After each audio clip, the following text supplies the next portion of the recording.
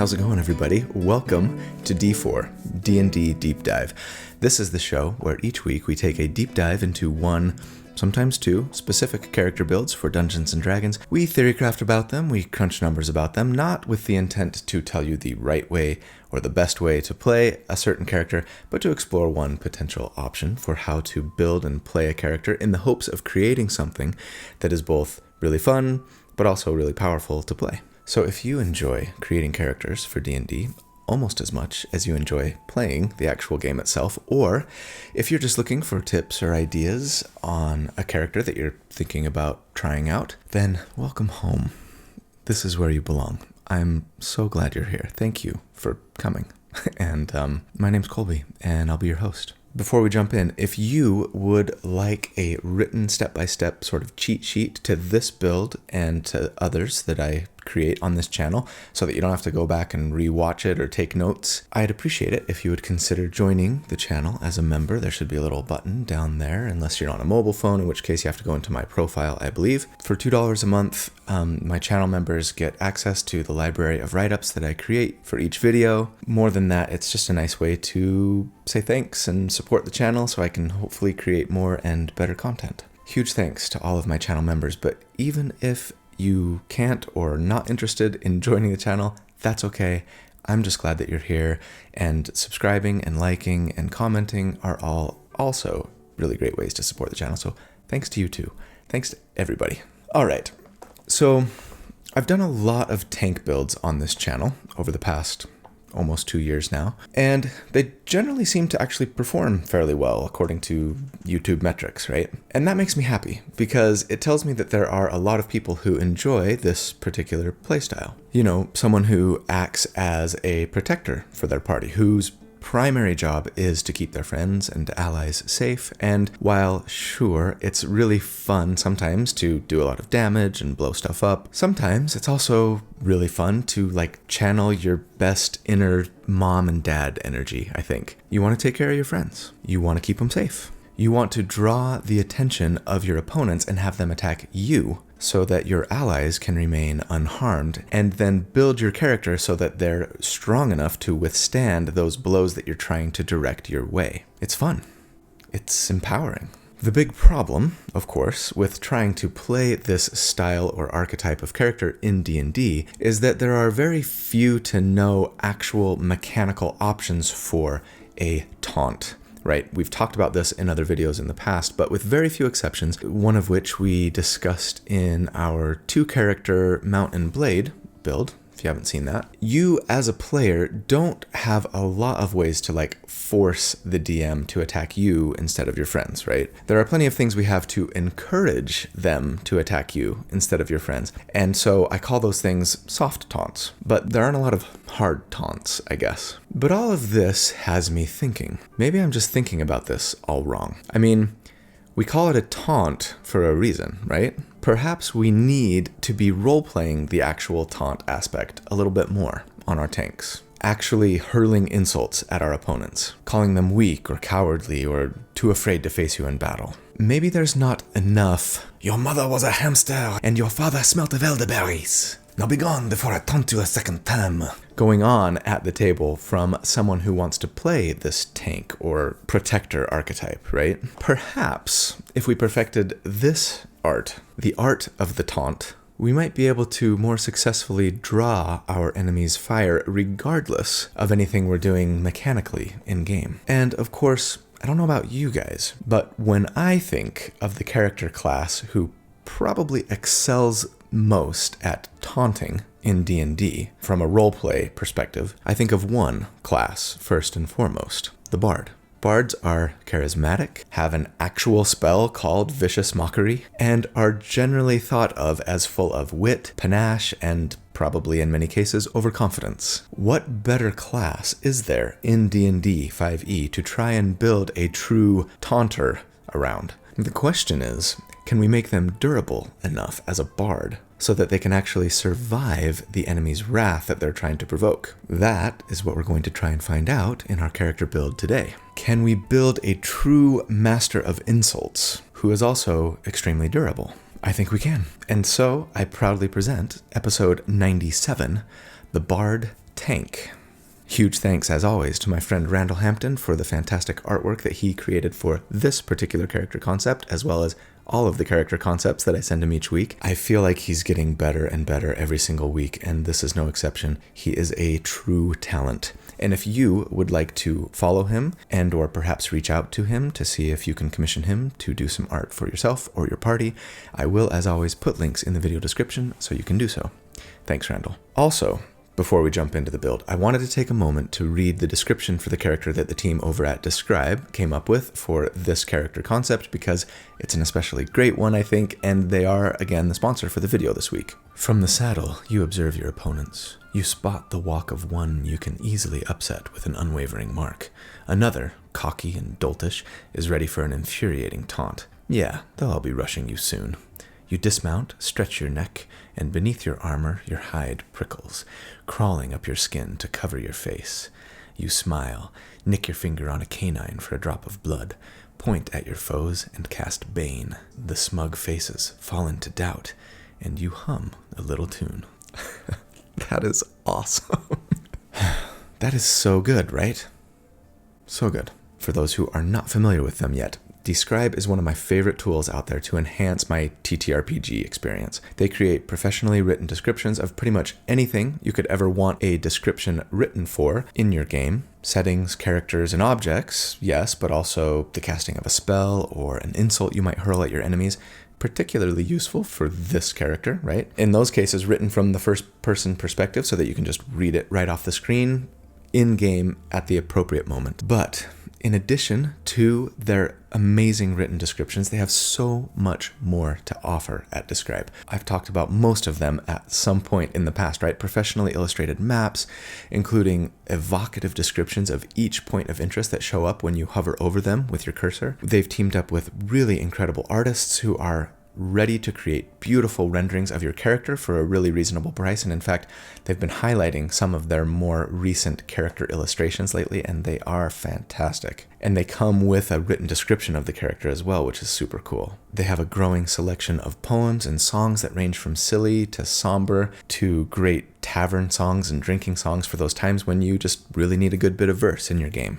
One thing I wanted to mention today in particular, I know that June is almost done at the time of this video release, but I wanted to let you guys know about a giveaway that they're doing for the month of June. It's not too late for you to enter if you're watching this relatively soon after release. The winner of the raffle that they're doing for June is going to receive, first up, a $100 gift card to Start Playing. Start Playing is actually a really cool company that connects players to professional game masters. Yes, there's a fee, but these people are professionals. You know they're going to be really good. Worth it, especially if you are in need of a dungeon master at your table, right? But in addition to that, the winner gets 2 annual player membership subscriptions to dScryb that gives you access to anything you could want as a player, from descriptions of a killing blow you land to a spell you cast to like an insult that you hurl, like I've mentioned, but then also 1 dScryb annual hero membership, and that gives you access to everything that dScryb has to offer. I'm going to put a link in the video description to the URL that you need to click on in order to get to this giveaway. So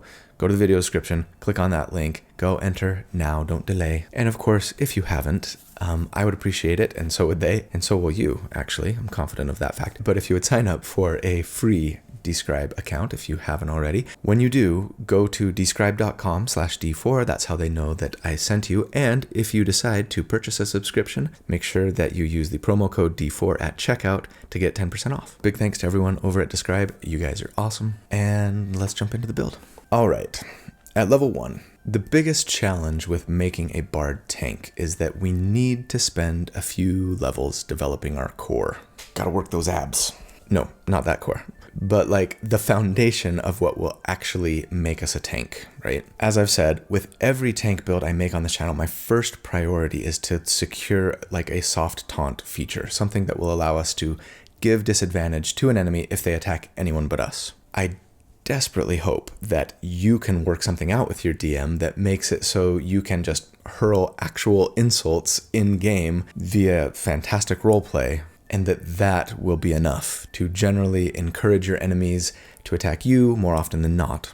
Perhaps with some sort of like persuasion or performance check on your part, maybe? or like a charisma or intelligence saving throw on the enemies. But it's kind of impossible for me to know if that's going to work at your table or not, so I feel like I still have to establish the mechanics as best I can and find a way to give disadvantage to our enemies for attacking our allies. If we're not doing something to discourage them from attacking our friends, then we're not really doing our job of tanking or protecting our allies, right? We're just hard to kill. So that's priority number one. But for us, in addition to that soft taunt that I want to grab, there's a single level dip that I want that's going to make us so much stronger. And it's where we're going to start this character off for their starting class. Yes, with a level in Warlock. And we'll get to why in just a minute. As for our race, I've been wanting to do a shifter build pretty much ever since I started this channel. But to date, I never have. Until today. I was always a little hesitant since they were in the Eberron book, which would mean that a lot of you wouldn't be able to use them, though I suppose that never really stopped me from going Warforged in the past. Anyway, but now that they're included in MOM, Monsters of the Multiverse, I feel like they're a little more available to the masses. And I also really like how their shifting feature has changed so that you can get a little more variety in how you play the character from day to day and combat to combat, instead of just locking you into like one shifter subrace like it used to. Super excited to use the shifter today. And among other cool features that you get, we get access to the shifting feature, which is kind of the main reason that we're here. With shifting times, proficiency bonus times per day, you can use a bonus action to transform yourself and take on a more bestial appearance that lasts for 1 minute. When you do so, you gain temporary hit points equal to 2 times your proficiency bonus. Very nice for someone who's concerned primarily about their survivability. But then when you shift, you get to choose which form you shift into.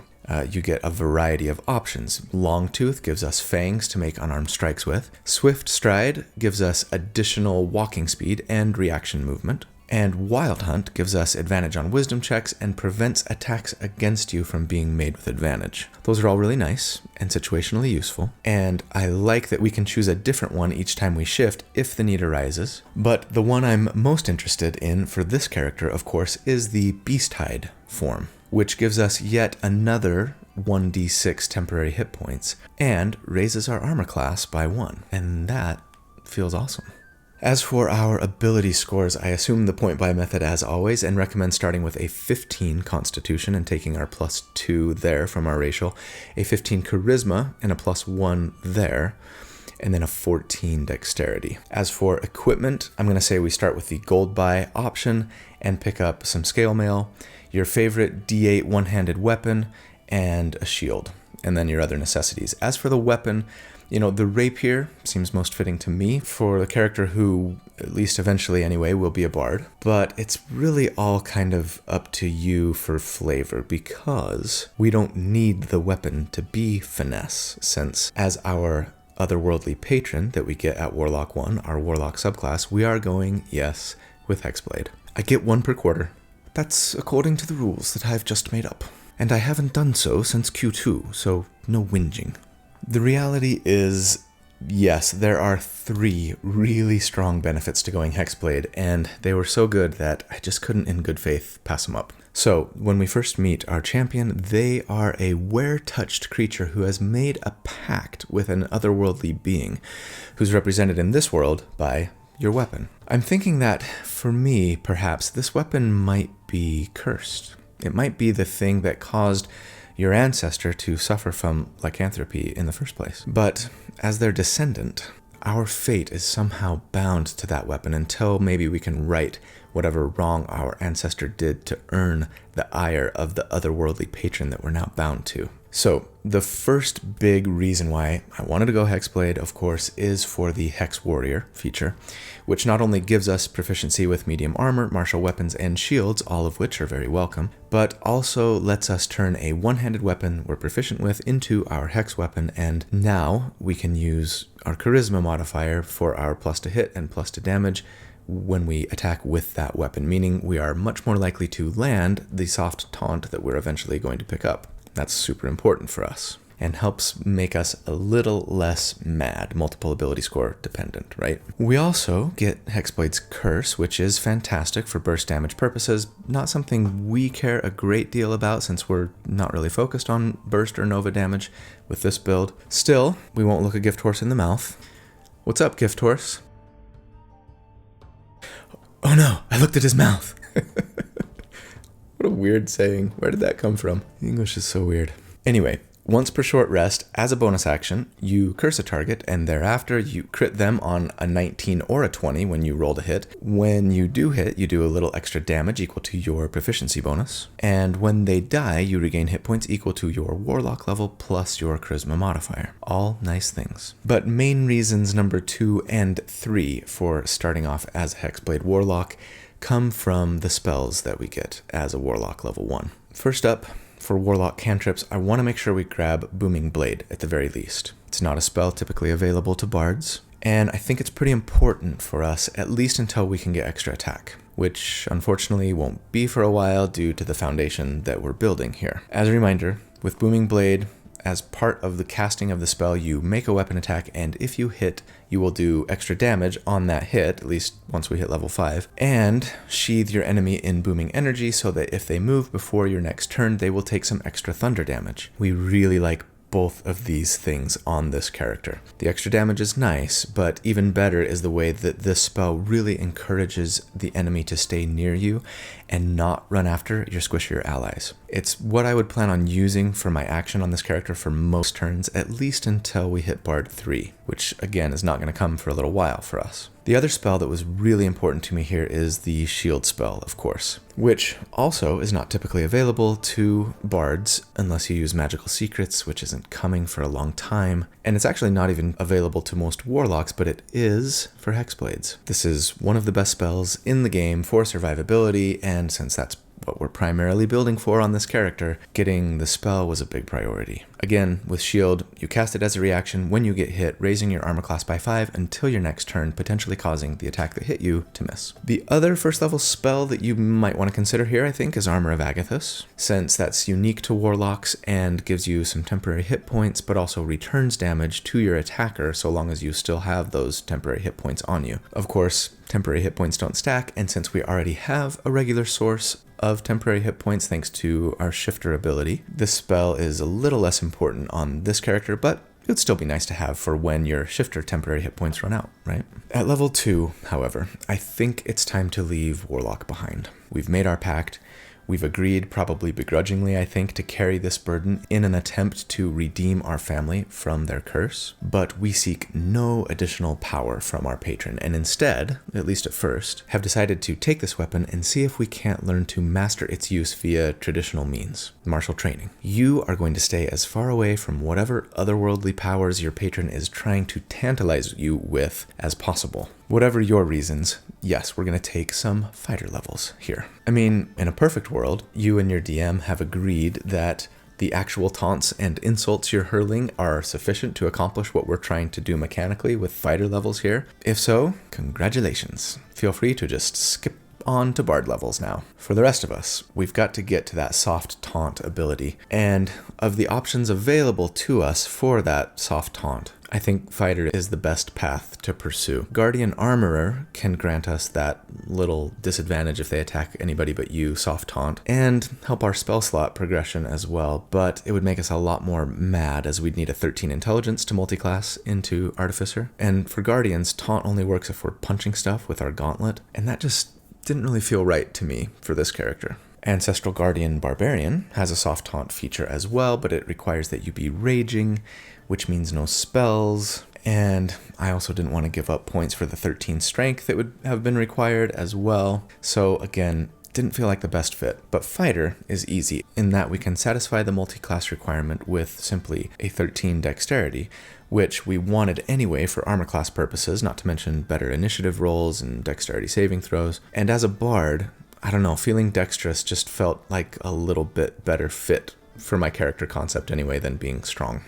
Not that you couldn't be a strong bard. Plus, As a fighter, we can make attacks with our weapon for the taunt and still cast spells. So fighter it is. And not only that, but as a fighter at level 1, we get a fighting style, which means we can pick up the defense fighting style and raise our AC by 1 more even, and that's really perfect. You could of course pick up interception instead, letting you offer some additional protection for your allies, and ultimately that's kind of the point of this character, so I would absolutely consider interception instead. If I were actually playing this character in game, I think I might actually go that route. But for number crunching purposes, defense makes us look better, so that's what I'll take here. We also get second wind as a fighter 1, of course, which lets us recover 1d10 plus our fighter level in hit points as a bonus action once per short rest. And yeah, self-healing is always great for survivability. At level 3, we would be a fighter 2. We get action surge, not necessarily something that we're building this character around, but getting an extra action once per short rest will always be useful, whether for casting a spell or making an additional attack against another enemy to try and apply your taunt to a second target, right? Speaking of that taunt,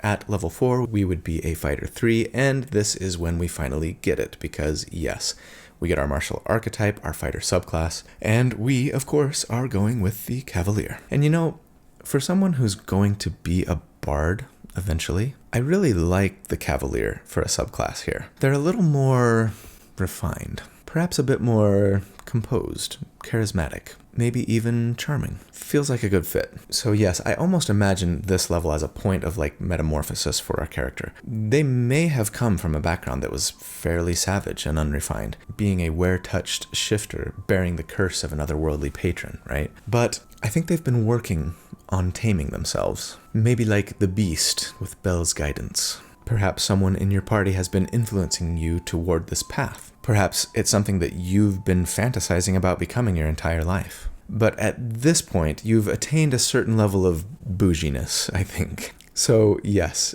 Cavaliers get a couple of features. First, Born to the Saddle. This essentially gives you some quality life improvements when you're mounted. I'm not really planning on making much use of it for this build, but feel free to emphasize mounted combat on this character if you'd like. The real reason we're here, of course, is for the Unwavering Mark feature. It tells us that if we hit a creature with a melee weapon attack, we mark them, and until our next turn, they have disadvantage when they make attacks against anyone other than us. And thus we have our soft taunt. I would for sure sling some little quips when you, like, strike your enemies on this character, right? Lazy Lob, Attercop, Tom Noddy, Hobbit.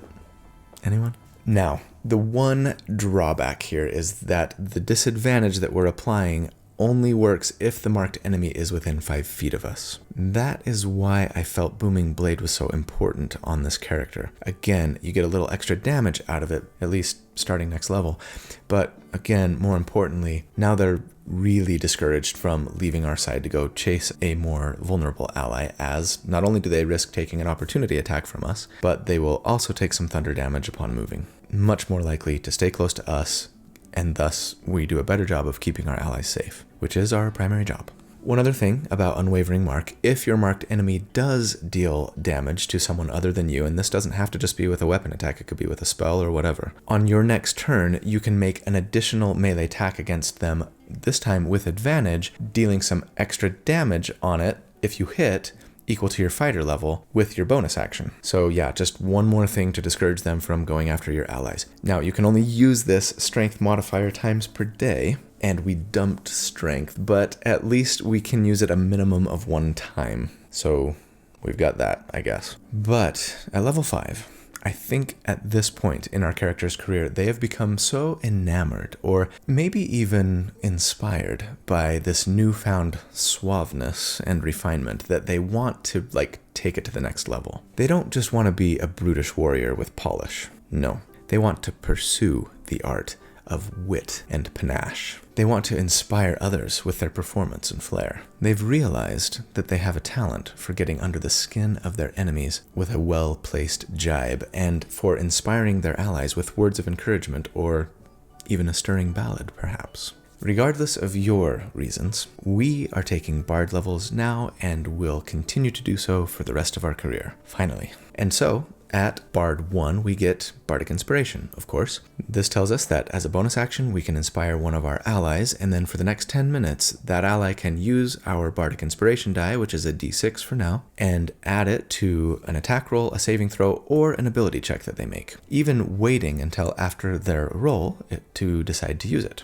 Always useful, always welcome. We also get Bard spells, of course, at Bard 1, and there are a lot of fun and useful spells you can get access to here. The only ones I'm going to highlight are going to be Vicious Mockery, a cantrip unique to bards that lets you do a little damage and then give disadvantage to the enemy's next attack if they fail their save. Probably not something I'd use a lot, I don't think, here, unless your DM is more prone to have the enemies you've insulted attack you as a result, which very well could be the case. But also, just in case there's an enemy like attacking one of your allies, but you can't get to within melee range on your turn to hit them and mark them, Vicious Mockery will be nice to have to sort of let you grant that disadvantage from range at least. I'd probably also grab Cure Wounds here, just because it's going to be nice to have a little heal to bring downed allies back from unconscious. We're not really a healer support character here, but we're definitely not a big damage dealer either, so we should be constantly looking for ways to not only protect our allies, but add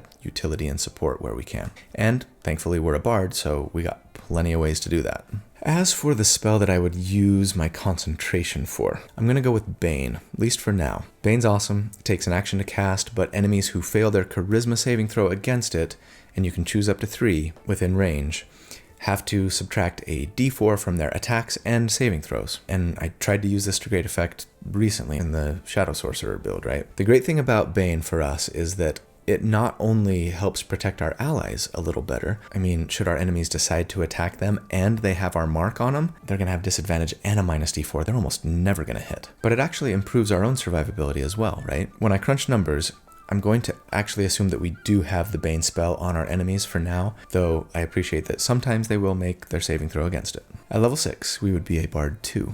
And we get Jack of all trades, first of all, such a fantastic ability. It lets us add half of our proficiency bonus rounded down to any ability check that we make that doesn't already add our proficiency bonus. Fantastic for utility and even helps us on our initiative rolls. We also get Song of Rest, which tells us that during a short rest, when you and your allies are spending hit dice to recover lost hit points, you sing a song or tell a soothing story and everybody can regain an additional d6. More healing, always welcome. All right.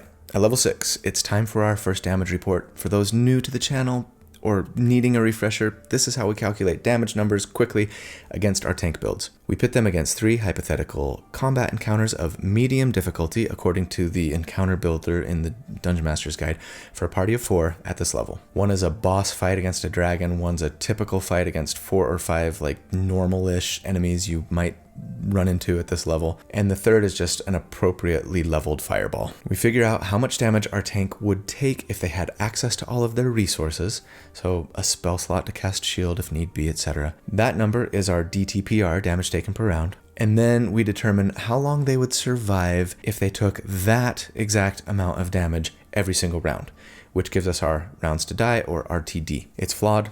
You're not going to have access to the shield spell every single round, but at the same time, you're not going to need access to the shield spell every single round, because you're very often just not going to get hit at all, even without it. And in actual gameplay, every single enemy on the battlefield isn't just going to spend their entire turn attacking you and only you, right? Unless you're lucky, I guess, in which case you're doing a good job.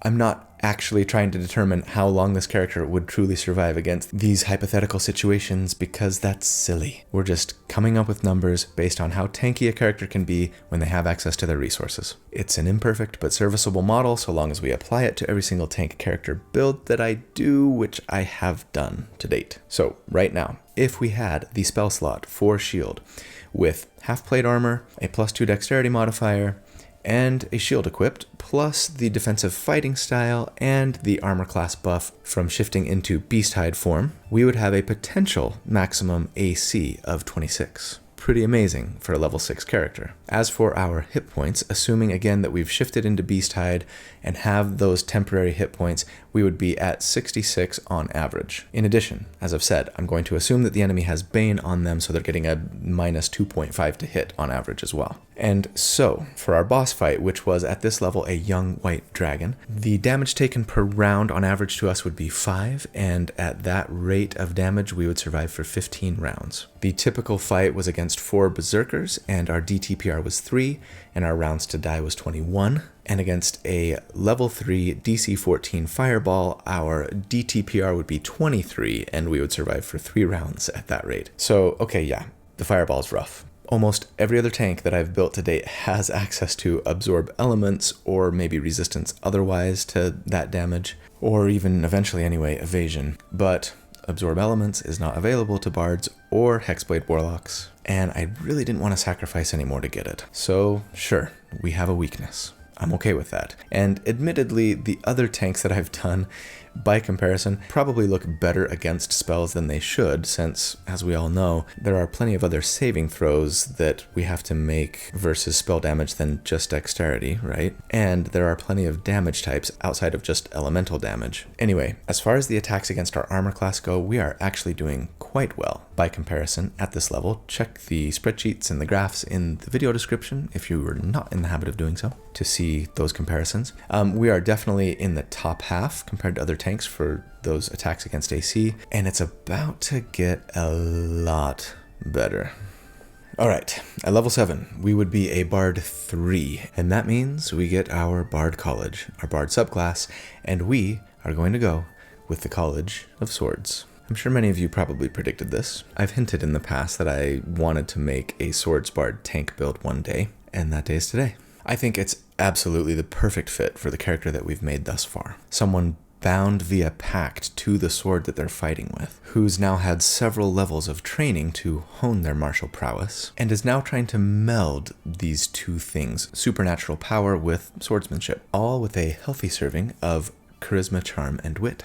So, as a Swords Bard, first up, this is important to note. As a Swords Bard, your weapon can count as a spellcasting focus for your Bard spells, meaning we should be able to perform both the somatic and verbal components of our Bard spells without needing a free hand or the Warcaster feat, and that's a big deal since we have a shield equipped, right? One big problem, though, and something that I haven't talked about yet, and that some of you are probably getting upset by, up until this point, if we've wanted to cast a spell with a somatic or material component, we would have needed to drop or sheath our weapon, assuming we're doing it in the middle of combat, right? This included, yes, the shield spell. Now, at my table, we're allowed to drop a weapon as part of the reaction to cast shield, but I appreciate that might not work, rules as written, or at your table. And even now, with this Swords Bard feature, shield is still a warlock spell, so we'd still need a free hand to cast it. Thus, if you need to, I would advise taking the Warcaster feat when we get our first ability score increase or feat at the next level, or maybe even going Fighter 4 before taking Bard levels in order to get Warcaster. I mean, heck, you might even want to start off as Variant Human or Custom Lineage, so you get a free feat and then take Warcaster right at level 1. I'm going to assume that we don't need it, but I appreciate you might. In which case, the other ability score increases or feats that I recommend are going to be delayed by 1, right? We also get a fighting style as a Swords Bard as well, though we only get to choose between dueling and two-weapon fighting. Unfortunately, it'd be nice to be able to have both defense and interception. We're going to take dueling, obviously, thus getting an extra 2 damage to our weapon attacks. Not amazing, but we'll take it. Most importantly for us is the Blade Flourish feature that Swords Bards get.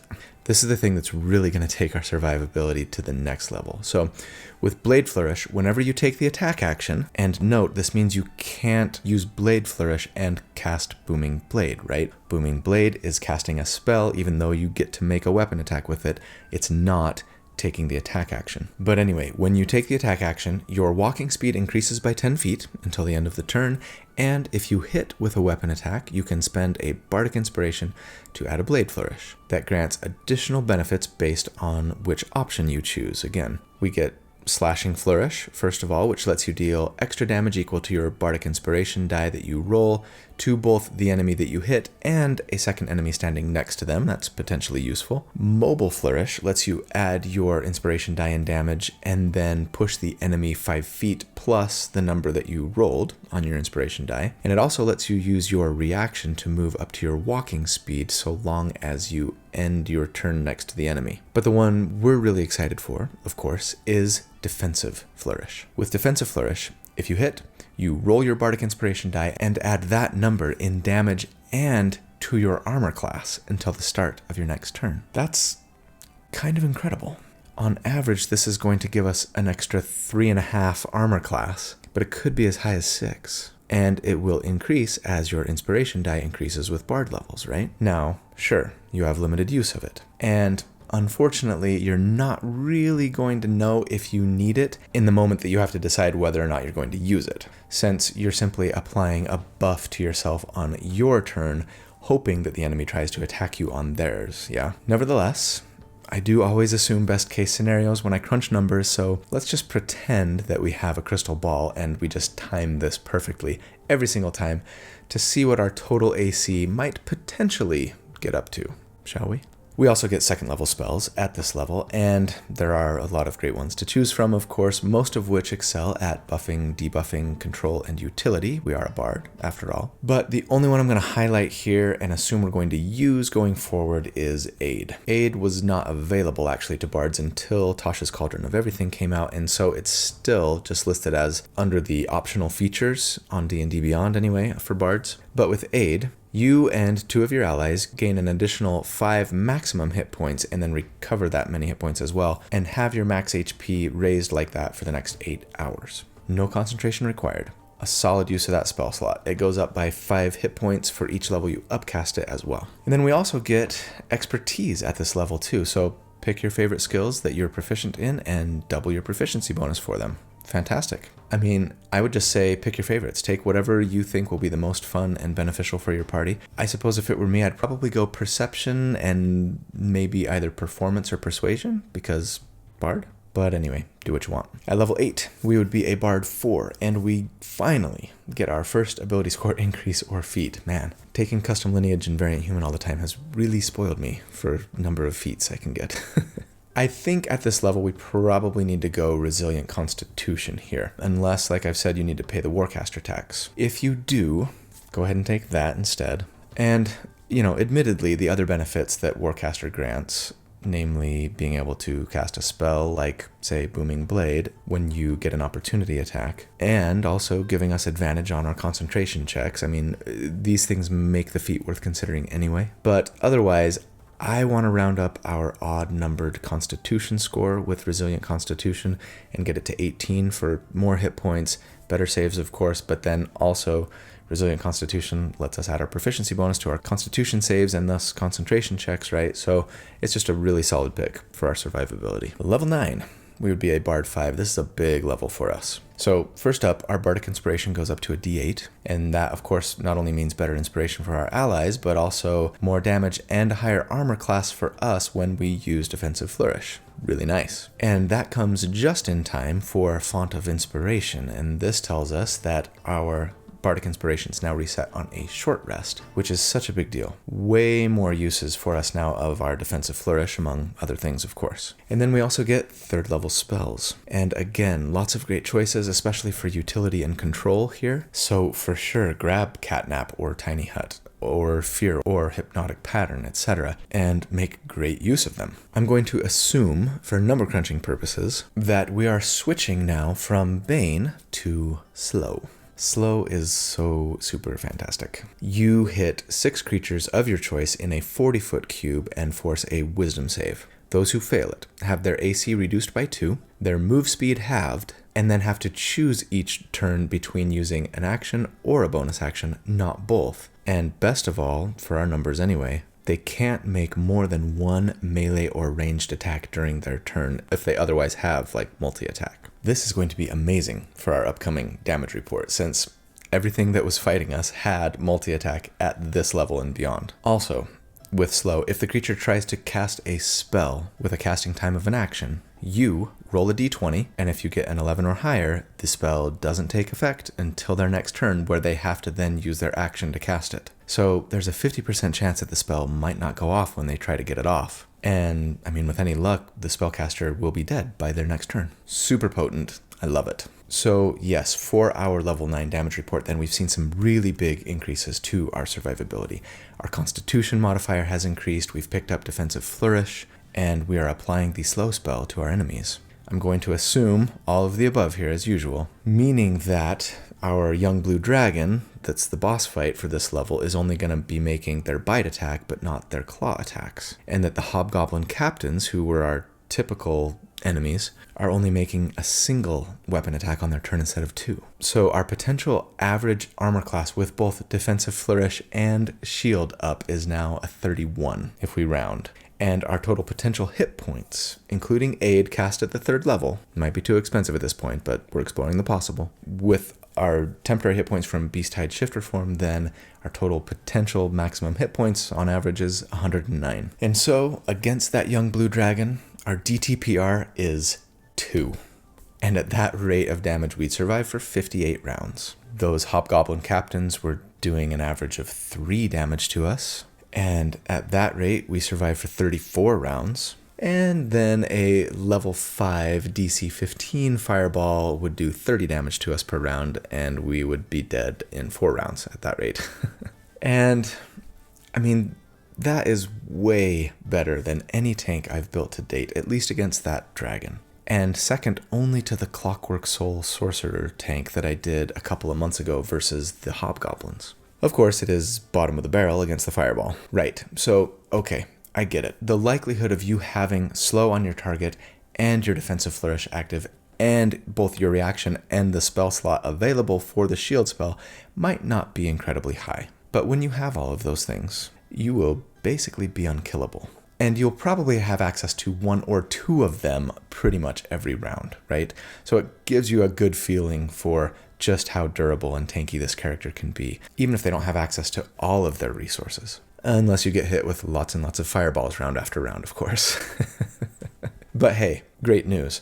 You can slow those spellcasters, and thus you might survive for 8 rounds instead of 4, which should give you and your party plenty of time to kill them anyway. At level 10, we would be a Bard 6, and finally, as a Swords Bard, we get extra attack. Yikes, that took forever. Again, since I'm not super concerned about my damage on this character, I haven't worried about it all that much. And the good news is that whether we've been using Defensive Flourish or Booming Blade on our turn, at least we've been getting a little more damage each round than just our weapon plus the dueling fighting style plus charisma modifier, right? The thing I like about extra attack the most for this character is that it potentially lets us get our mark, our soft taunt, up on 2 targets instead of just 1. We also do get Counter Charm as a Bard 6. It's not a great feature, honestly. You use your action to start a performance that lasts until your next turn, during which you and your allies basically have advantage on saves against being charmed or frightened. Once in a while, it might come in handy, but more often than not, I think you're going to be better off using your action for a debuffing attack or a spell. At level 11, we would be a Bard 7, and we get 4th level spell slots. Lots of fun and powerful options. Polymorph, of course, but Dimension Door and Greater Invisibility are also definitely worth considering, among others. Nothing that I'm going to plan on using for our survivability here, so PYF. At level 12, we would be a Bard 8, and we get another ability score increase or feat. I'm going to be honest, if it were me playing this character in game, I would probably bump my charisma here. In fact, I might have done that before taking Resilient Constitution, for that matter. It's super important for us to be landing our attacks so we can apply that soft taunt debuff, right? But it's also important for us to be landing our powerful spells like slow. And it's also important for us to have as many uses of our Bardic Inspiration as possible. All of those things are made better by a higher charisma score. And frankly, I'm not really sure that we need a lot more survivability on this character. But, true to form, I'm going to keep pumping survivability here anyway, because I am a slave to the spreadsheet. What is thy bidding, O master spreadsheet?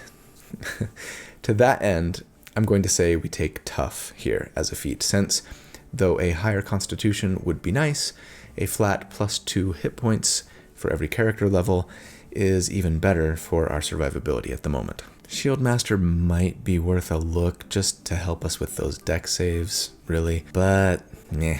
If it let us add our shield's AC to our deck save for all deck saves, as opposed to just ones that only target us, then I can see taking it here, but as is, unworthy. At level 13, we would be a Bard 9. Our Song of Rest goes up to a D8 for a little more hit point recovery on a short rest, and then we get 5th level spells. There are too many great options to name, but Dominate Person, Greater Restoration, Hold Monster, and Raise Dead, I think are all ones you should definitely consider. I think I'm going to talk here about Synaptic Static for a minute.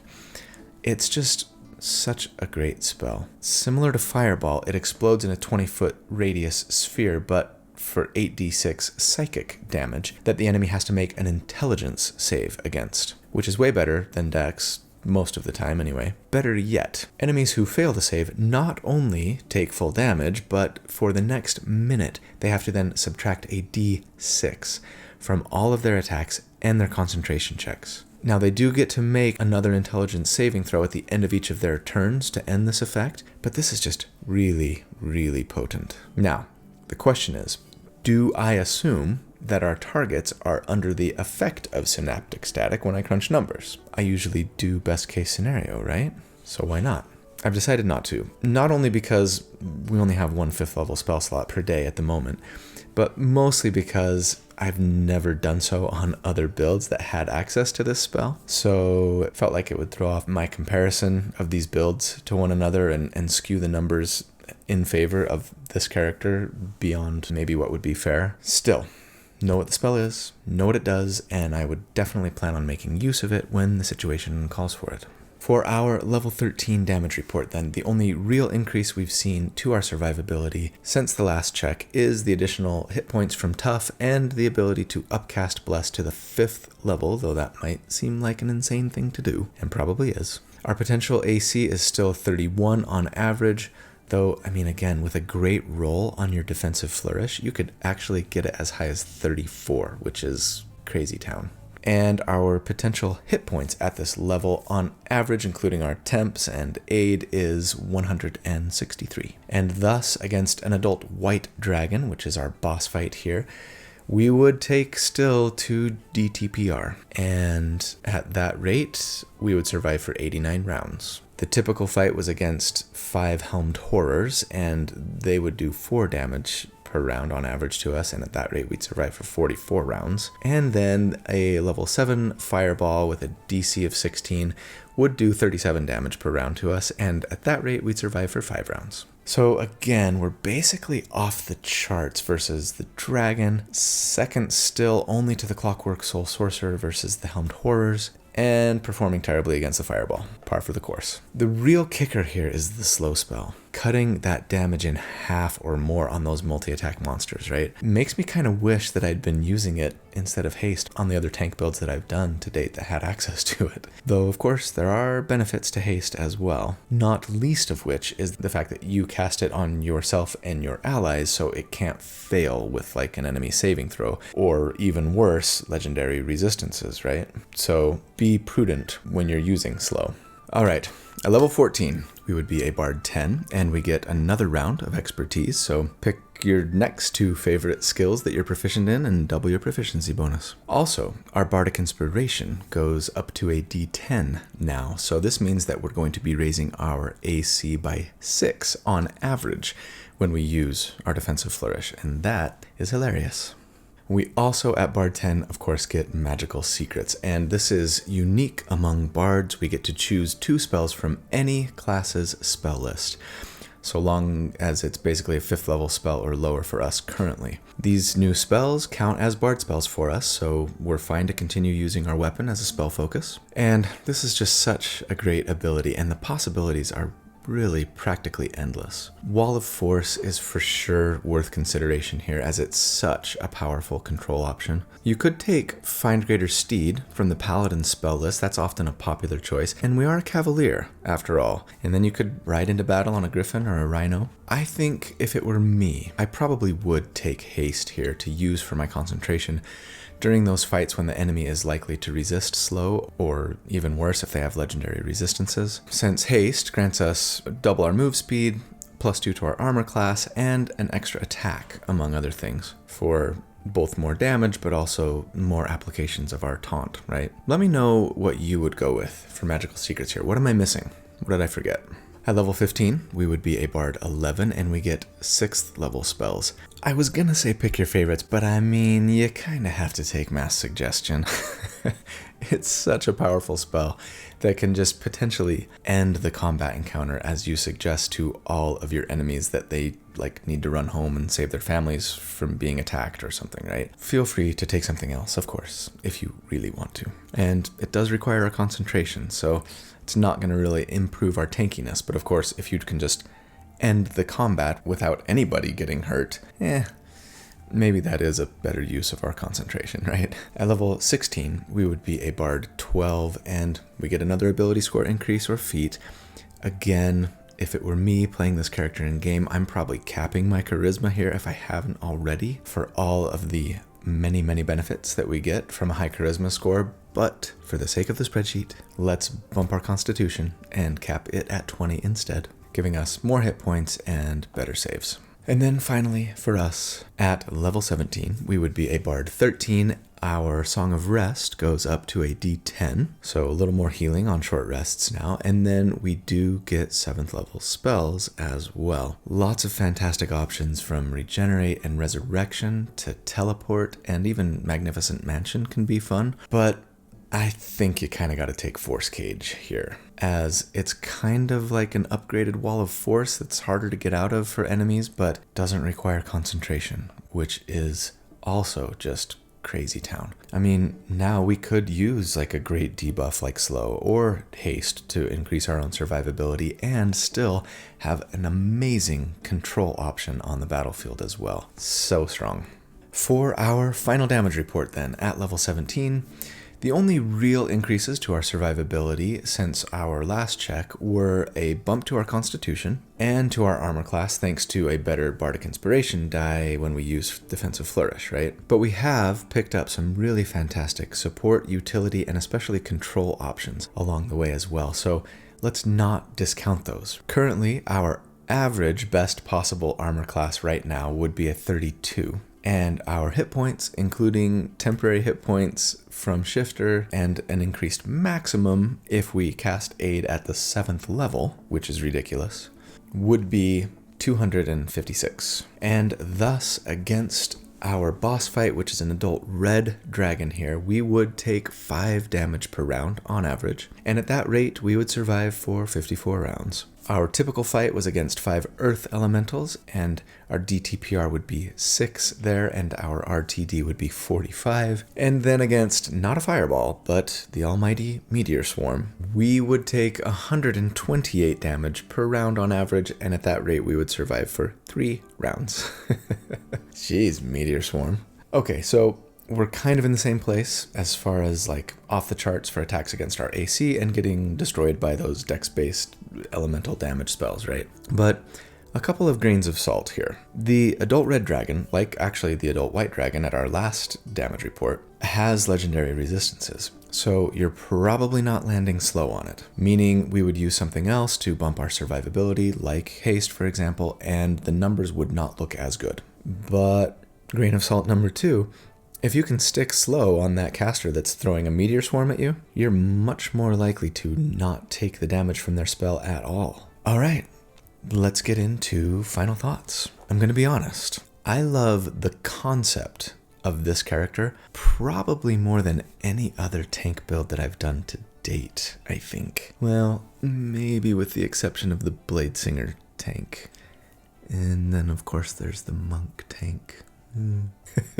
But, I mean, anyway, most of the time, when we are playing a tank character in video games, right, for those that play them, we press the taunt button, and then the enemy is forced to attack us, yeah? How much better is it going to be to actually play a character who truly excels at witty insults that we use to tank for our allies and protect them? And I mean, not only do we have an insane level of survivability on this build, but we bring so much more to the table than just survivability, right? We're a bard. We can control, buff, and debuff on par with the best characters in game, and provide utility that is perhaps second to none.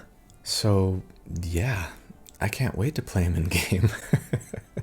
Get in line. Because the versatility that it would bring, in addition to that really high level of protection you provide your party, would just be so fun to play with, I think. So I hope you enjoyed the character as much as I enjoyed making them, because that's the build for the week. And I want you guys to know how much I love you. You are so awesome, and I truly do.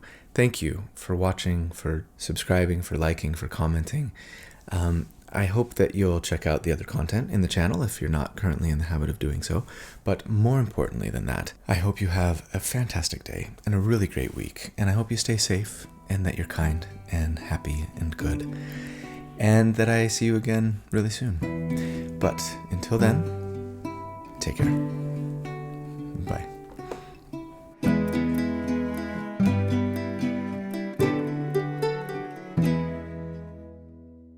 Whew. I just had a massage. I'm ready for a nap.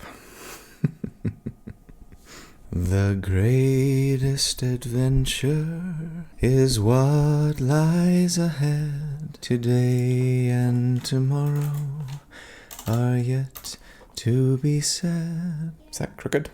That looks crooked. Whew. The chances, the changes are all yours to make. The mold of your life is in your hands to break. Raise your hand if you've seen the 1977 animated version of The Hobbit, and Skull and Crossbones if you agree that it's the greatest film adaptation of that book to date. So good, right?